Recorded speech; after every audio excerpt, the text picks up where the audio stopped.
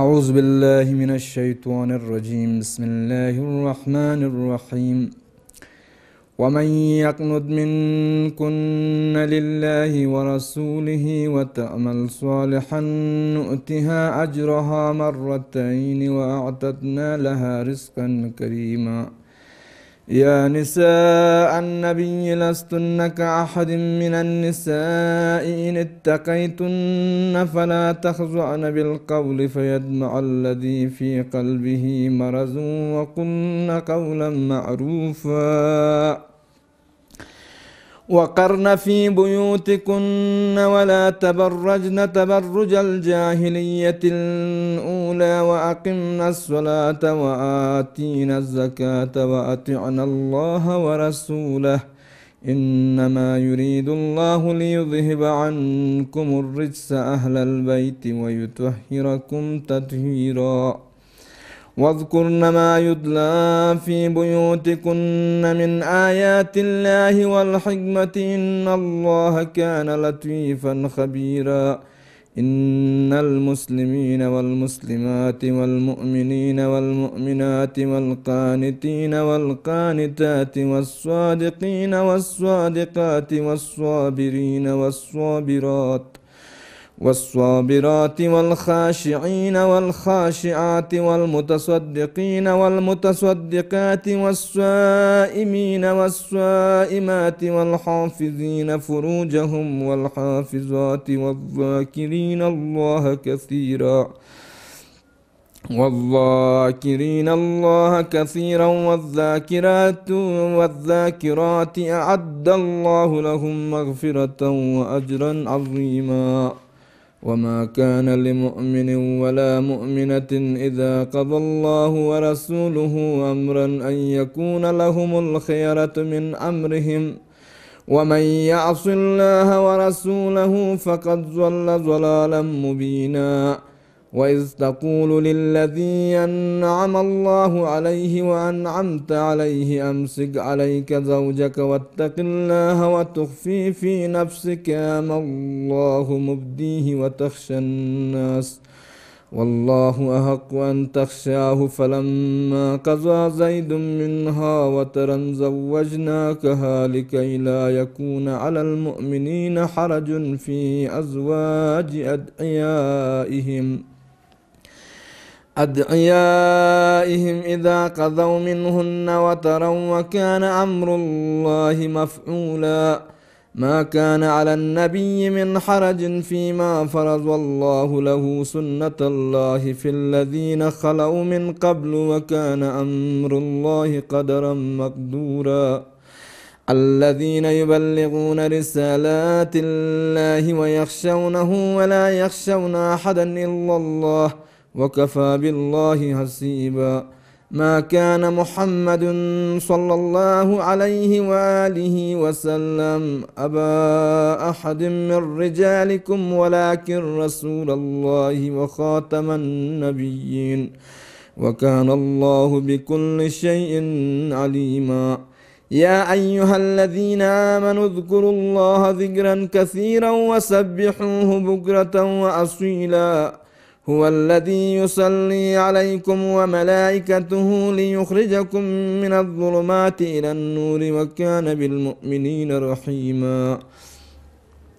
تحيتهم يوم يلقونه سلام وأعد لهم أجرا كريما. يا أيها النبي إنا أرسلناك شاهدا ومبشرا ونذيرا وداعيا إلى الله بإذنه وسراجا منيرا. وبشر المؤمنين بأن لهم من الله فضلا كبيرا. ولا تطع الكافرين والمنافقين ودع أعداءهم وتوكل على الله وكفى بالله وكيلا. يا أيها الذين آمنوا إذا نكحتم المؤمنات ثم طلقتموهن من قبل أن تمسوهن فما لكم عليهن من عدة تعتدونها فمتعوهن وسرحوهن سراحا جميلا. يا أيها النبي إنا أحللنا لك أزواجك اللاتي آتيت أجورهن وما ملكت يمينك مما أفاء الله عليك وبنات عمك وبنات عماتك وبنات خالك وبنات خالاتك اللاتي هاجرنا معك وامرأة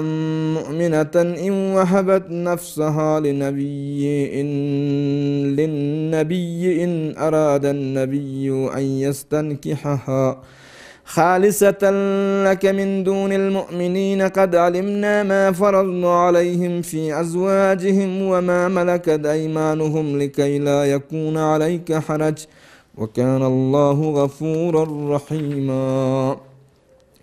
ترجي من تشاء منهن وتؤوي إليك من تشاء ومن ابتغيت ممن عزلت فلا جناح عليك ذلك أدنى أن تقر أعينهن ولا يحزن ويرضين بما آتيتهن كلهن والله يعلم ما في قلوبكم وكان الله عليما حليما لا يحل لك النساء من بعد ولا أن تبدل بهن من أزواج ولو أعجبك حسنهن إلا ما ملكت يمينك وكان الله على كل شيء رقيبا يا أيها الذين آمنوا لا تدخلوا بيوت النبي إلا أن يؤذن لكم إلى طعام غير ناظرين إناه ولكن إذا دعيتم فادخلوا فإذا طعمتم فانتشروا ولا مستأنسين لحديث إن ذلكم كان يؤذي النبي فيستحيي منكم والله لا يستحيي من الحق وإذا سألتموهن متاعا فاسألوهن من وراء حجاب ذلكم أظهر لقلوبكم وقلوبهن وما كان لكم أن تؤذوا رسول الله ولا أن تنكحوا أزواجه وما كان لكم أن تؤذوا رسول الله ولا أن تنكحوا أزواجه من بعده أبدا إن ذلكم كان عند الله عظيما إن تبدوا شيئا أو تخفوه فإن الله كان بكل شيء عليما لا جناح عليهن في آبائهن ولا أبنائهن ولا إخوانهن ولا أبناء أخوانهن ولا أبناء أخواتهن ولا نسائهن ولا ما ملكت أيمانهن واتقين الله إن الله على كل شيء شهيدا إن الله وملائكته يصلون على النبي يا أيها الذين آمنوا صلوا عليه وسلموا تسليما إن الذين يؤذون الله ورسوله لعنهم الله في الدنيا والآخرة وأعد لهم عذابا مهينا والذين يؤذون المؤمنين والمؤمنات بغير ما اكتسبوا فقد احتملوا بهتانا وإثما مبينا يا أيها النبي قل لأزواجك وبناتك ونساء المؤمنين يدنين عليهن من جلابيبهن ذلك أدنى أن يعرفن فلا يؤذين وكان الله غفورا رحيما لئن لم تنته المنافقون والذين في قلوبهم مرض والمرجفون في المدينة لنغرينك بهم ثم لا يجاورونك فيها إلا قليلا ملعونين أينما ثقفوا أخذوا وقتلوا تقتيلا سنة الله في الذين خلوا من قبل ولن تجد لسنة الله تبديلا يسألك الناس عن الساعة قل إنما علمها عند الله وما يدريك لعل الساعة تكون قريبا إن الله لعن الكافرين وأعد لهم سعيرا خالدين فيها أبدا لا يجدون وليا ولا نصيرا يوم تقلب وجوههم في النار يقولون يا ليتنا أطعنا الله وأطعنا الرسولا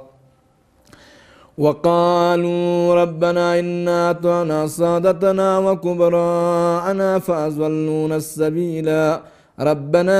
آتهم ضعفين من العذاب والعنهم لعنا كبيرا يا أيها الذين آمنوا لا تكونوا كالذين آذوا موسى فبرأه الله مما قالوا وكان عند الله وجيها يا أيها الذين آمنوا اتقوا الله وقولوا قولا سديدا يصلح لكم أعمالكم ويغفر لكم ذنوبكم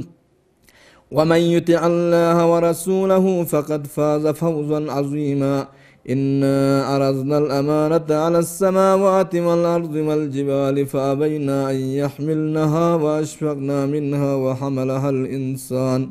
إنه كان ظلوما جهولا ليعذب الله المنافقين والمنافقات والمشركين والمشركات ويتوب الله على المؤمنين والمؤمنات وكان الله غفورا رحيما بسم الله الرحمن الرحيم الحمد لله الذي له ما في السماوات وما في الأرض وله الحمد في الآخرة وهو الحكيم الخبير يعلم ما يلج في الأرض وما يخرج منها وما ينزل من السماء وما يعرج فيها وهو الرحيم الغفور وقال الذين كفروا لا تأتينا الساعة قل بلى ورب لتأتينكم عالم الغيب لا يعزب عنه مثقال ذرة في السماوات ولا في الأرض ولا أصغر من ذلك ولا أكبر إلا في كتاب مبين ليجزي الذين آمنوا وعملوا الصالحات أولئك لهم مغفرة ورزق كريم والذين سعوا في آياتنا معاجزين أولئك لهم عذاب من رجز أليم ويرى الذين أوتوا العلم الذي أنزل إليك من ربك هو الحق ويهدي إلى صراط العزيز الحميد وقال الذين كفروا هل ندلكم على رجل ينبئكم إذا مزقتم كل ممزق إنكم لفي خلق جديد أفترى على الله كذبا أم به جنة بل الذين لا يؤمنون بالآخرة في العذاب والضلال البعيد أفلم يروا إلى ما بين أيديهم وما خلفهم من السماء والأرض إن نشأ نخسف بهم الأرض أو نسقط عليهم كسفا من السماء إن في ذلك لآية لكل عبد منيب ولقد آتينا داود منا فضلا يا جبال أوبي معه والطير وألنا له الحديد أن اعمل سابغات وقدر في السرد واعملوا صالحا إني بما تعملون بصير ولسليمان الريح غدوها شهر ورواحها شهر وأسلنا له عين القدر ومن الجن من يعمل بين يديه بإذن ربه ومن يزغ منهم عن أمرنا نزغه من عذاب السعير يعملون له ما يشاء من محاريب وتماثيل وجفان كالجواب وقدور الراسيات اعملوا على داود شكرا وقليل من عبادي الشكور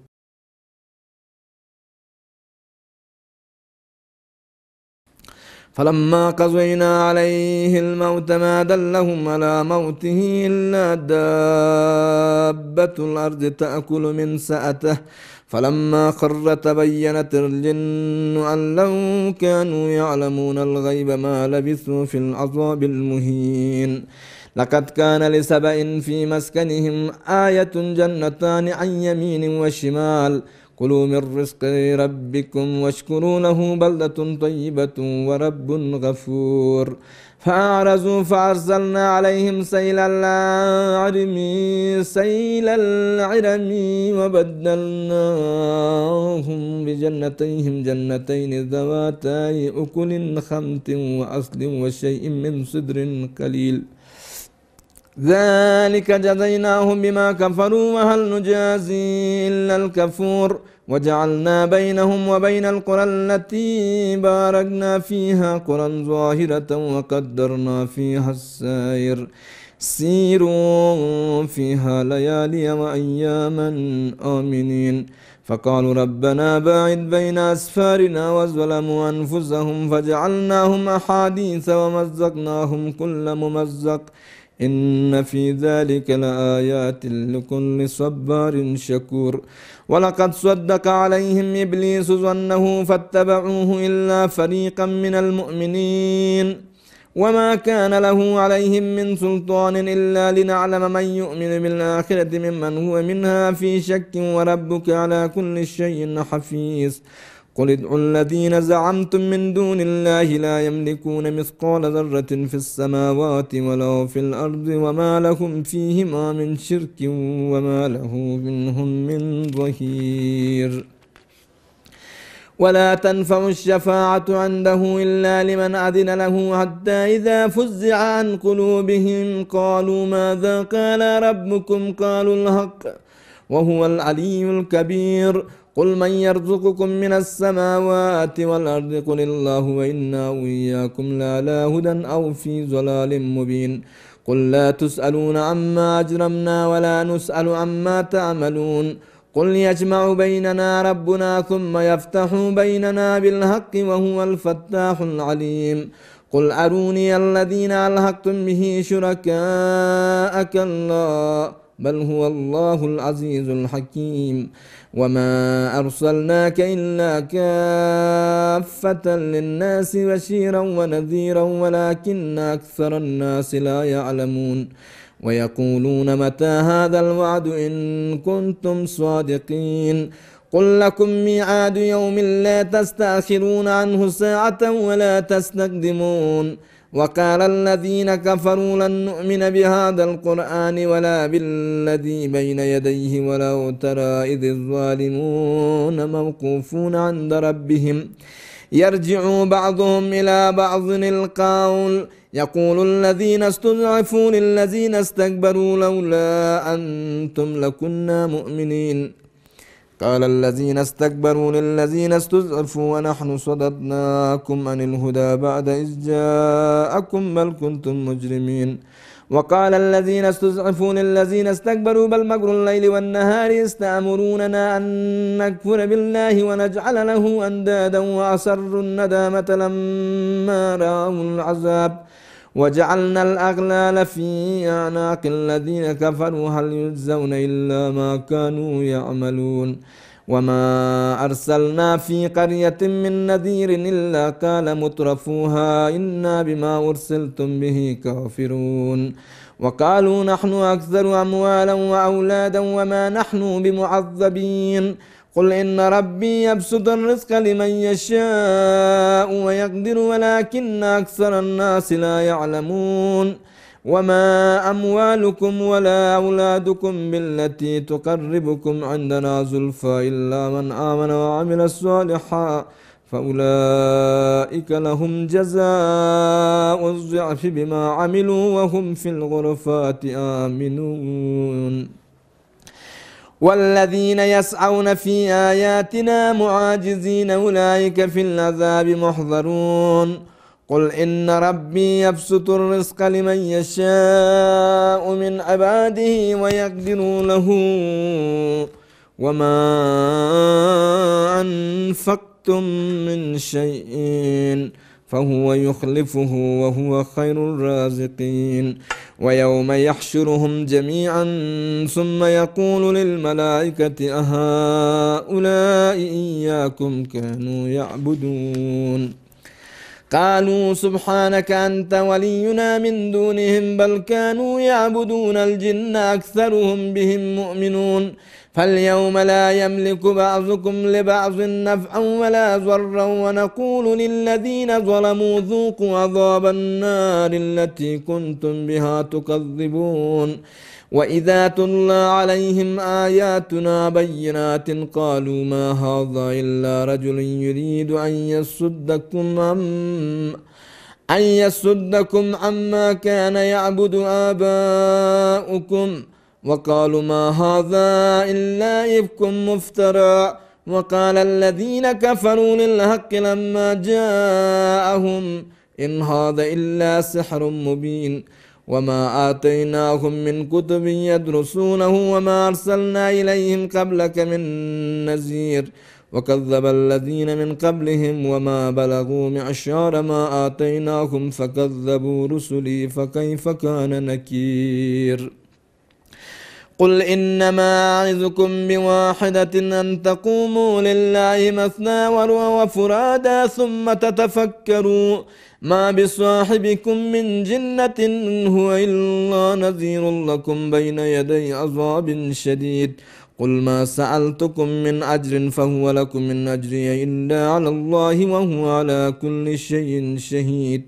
قل إن ربي يقذف بالحق علام الغيوب قل جاء الحق وما يبدئ الباطل وما يعيد قل إن ضللت فإنما أضل على نفسي وإن اهتديت فبما يوحي إلي ربي إنه سميع قريب ولو ترى إذ فزعوا فلا فوت وأخذوا من مكان قريب وقالوا آمنا به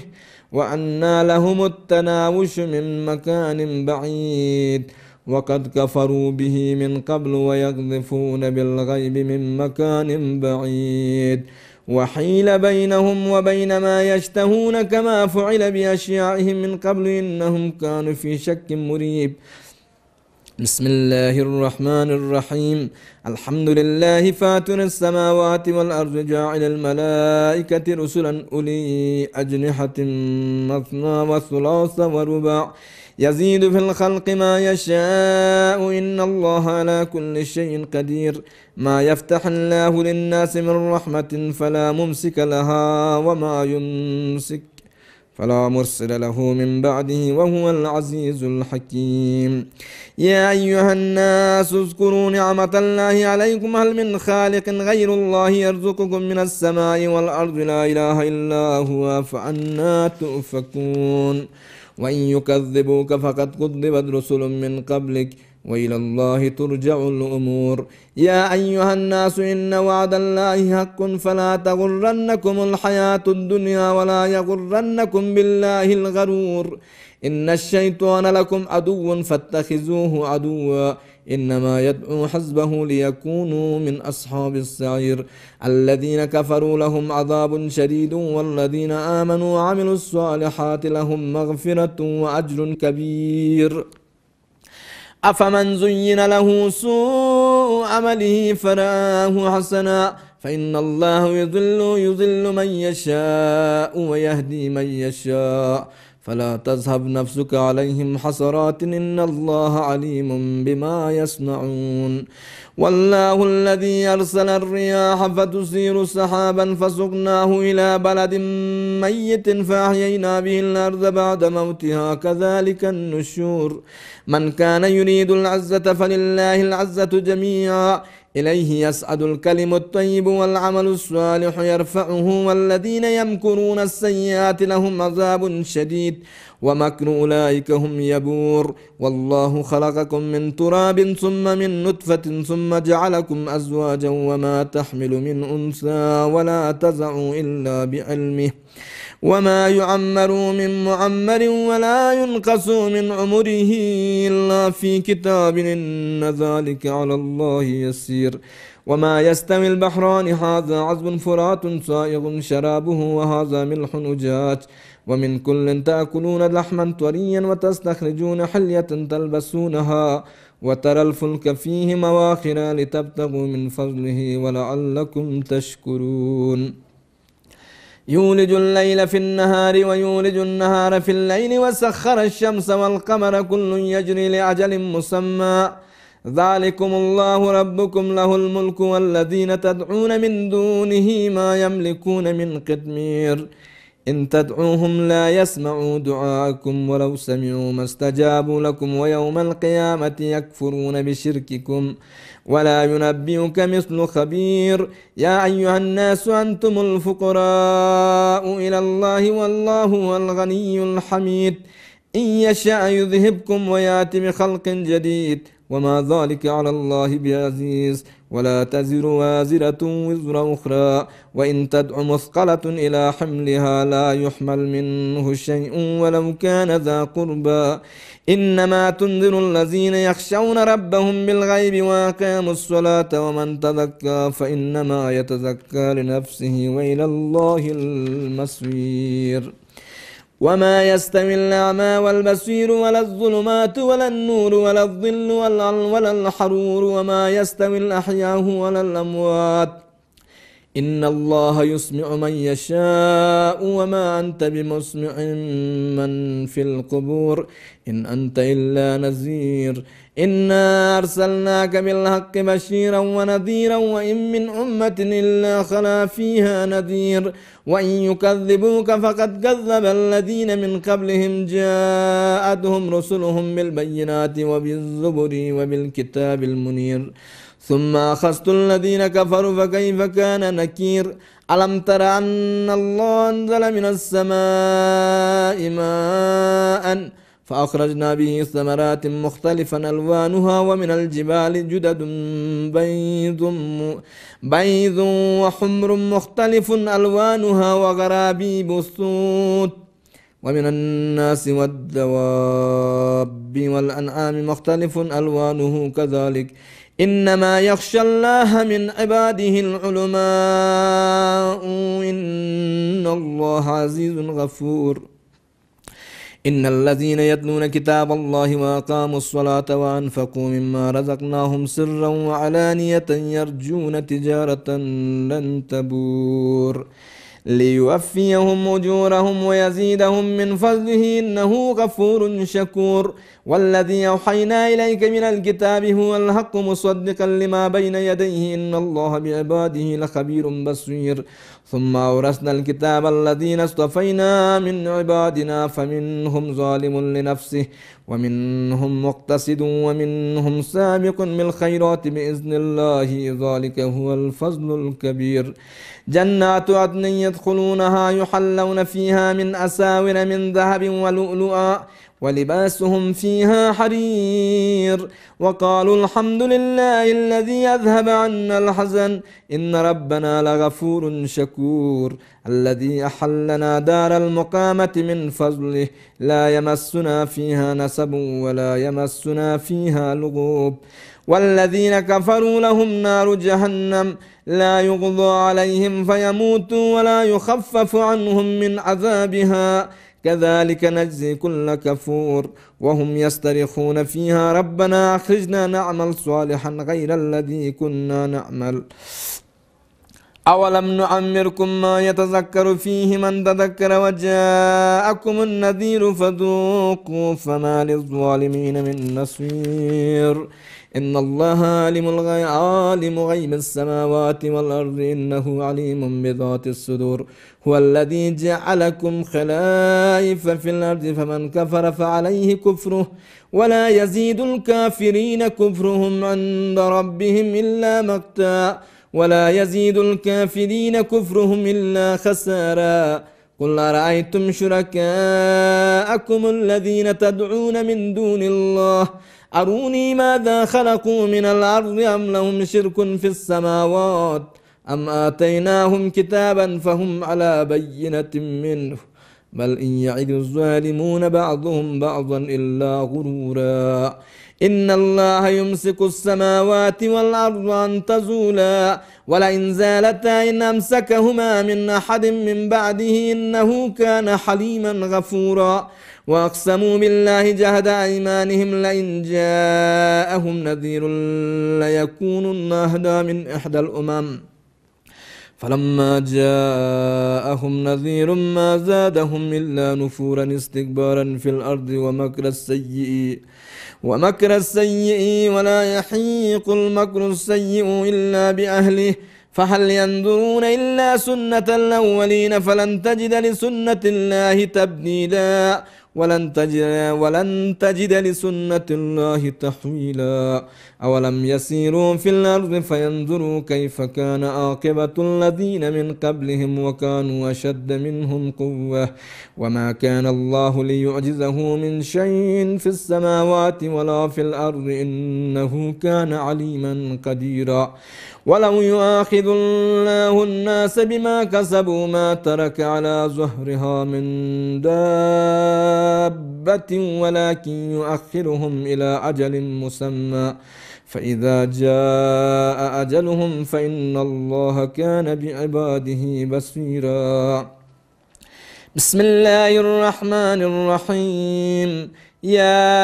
ياسين صلى الله والقرآن الحكيم إنك لمن المرسلين على صراط مستقيم تنزيل العزيز الرحيم لتنذر قوما ما أنذر آباؤهم فهم غافلون لقد حق القول على أكثرهم فهم لا يؤمنون إنا جعلنا في أعناقهم أغلالا فهي إلى الأذقان فهم مقمحون وجعلنا من بين أيديهم سدا ومن خلفهم سدا فأغشيناهم فهم لا يبصرون وسواء عليهم أأنذرتهم أم لم تنذرهم لا يؤمنون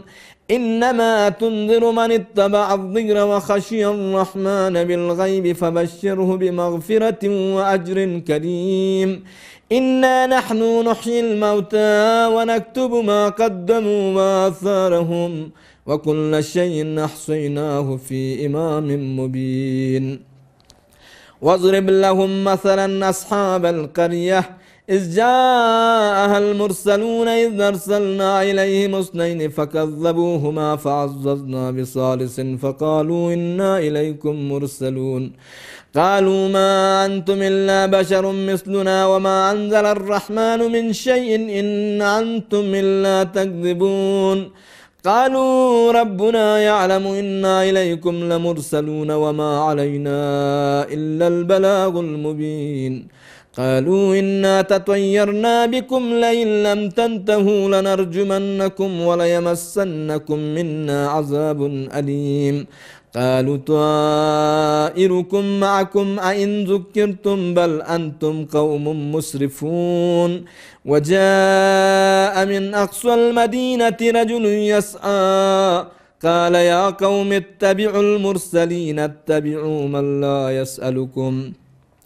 من لا يسألكم أجرا وهم مهتدون صدق الله العلي العظيم وصدق رسوله النبي الأمين الكريم برحمتك يا أرحم الراحمين.